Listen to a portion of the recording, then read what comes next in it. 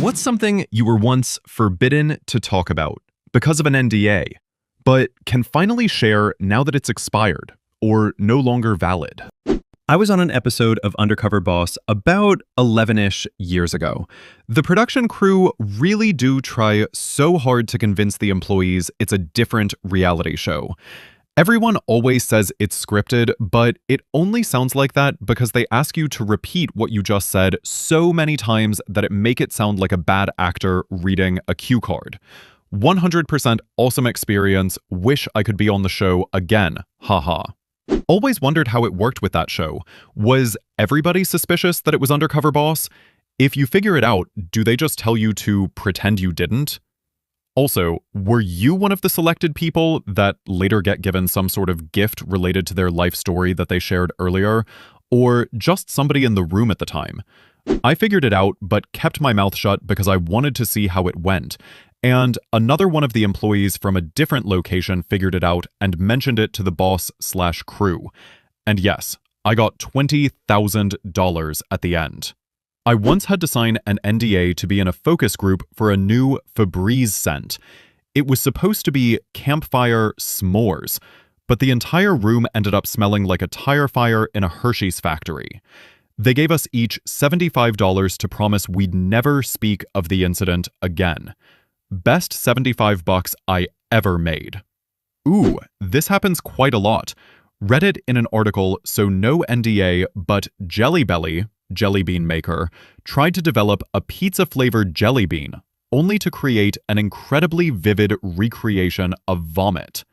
They shelved it immediately and told everyone to never speak of it again, only to revive it as the Birdie Bot's vomit flavor. The sophisticated financial analysis software written by our own software development team that a former employer advertised to customers was really just a spreadsheet with a custom formula he wrote using Excel's native financial functions. He wouldn't show me the spreadsheet until I signed the NDA. Reminds me of a post where a guy said he'd automated his entire job with a Python script and game maker. Commenters told him to come clean, and he told his direct boss, who promptly fired him, then later demanded he hand over the passcode to open the tool he'd made.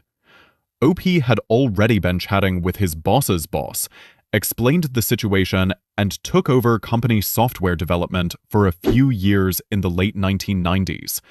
You could have taken down a substantial part of the UK's internet by shutting down a single router. It was on a public network with Telnet open, and the password was the name of a fruit. That's just bananas. I made the soil sampling drill bit that's on the Curiosity rover that's on Mars, and couldn't tell a soul. It was maddening. Something you made is on Mars? That's incredible. A man left a pipe bomb outside a building during the protests in 2020. He had his face hidden and was wearing pretty basic clothes and had gloves on. He was caught shortly after, and everyone was theorizing that they must have used facial recognition to ID him, and then used voter records from the machines that must have taken a picture of his face. What really happened? After placing the bomb, he went over to an ATM and used his debit card. I worked back office security for a bank. We had a note passer robbery during COVID when everyone was wearing masks.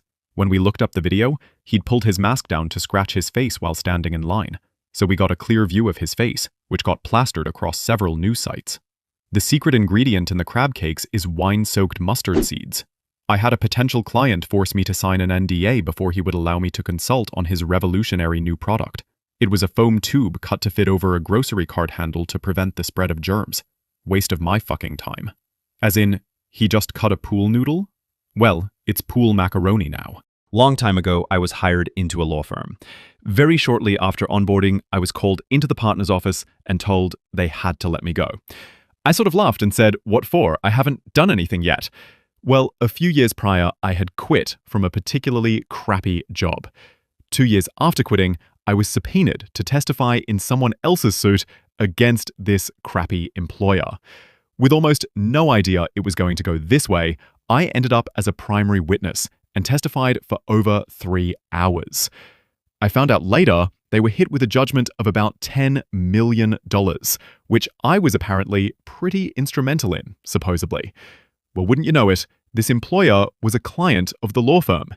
Years after I quit, and years after being pulled into someone else's lawsuit, some enterprising compliance attorney called up this client of theirs and mentioned, "Oh, by the way, we hired this person who used to work for you in a completely different department from what you use us for, so you'll never see them, but thought we should mention it."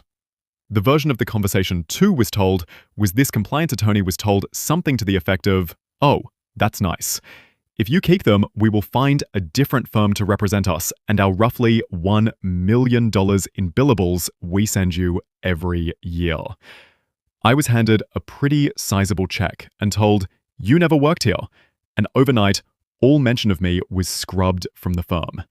There was an NDA which amounted to, "Please don't talk about this for a while," which I even had a whole conversation with them about how exactly I was going to explain in my now imminent job hunt, leaving my previous senior position to go nowhere for no reason. Very shitty thing to have happen. But at the same time, legitimately, from a business perspective, I'm not worth losing $1 million a year over.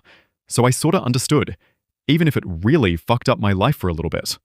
I made $13 per hour assembling the control surfaces, ailerons, flaps, etc. on the Cirrus private jet. Every rivet on the control surfaces was hammered in by hungover 20-somethings with zero training. Worked as a knight at Medieval Times for several years. There were a couple times reality shows came in to do a medieval-themed episode, and we would be extras for the day.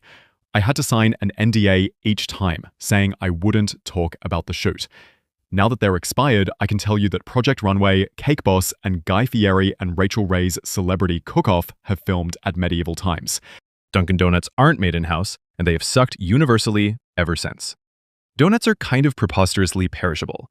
They're perfectly safe to eat for days, but there's this very fragile way the grease is integrated into the dough that breaks down within about 12 hours of cooking, that renders them stale and gives you that waxy feel in your mouth if you eat them.